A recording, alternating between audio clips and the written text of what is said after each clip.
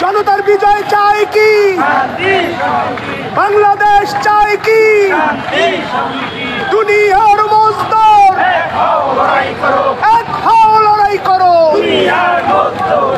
গণতন্ত্র প্রতিষ্ঠা করো, ভোটাধিকার ফিরিয়ে দাও, গণতন্ত্র প্রতিষ্ঠা করো, গণতন্ত্র প্রতিষ্ঠা করো, ভোটাধিকার ফিরিয়ে দাও। দুনিয়ার মজদুর এক হও, লড়াই করো।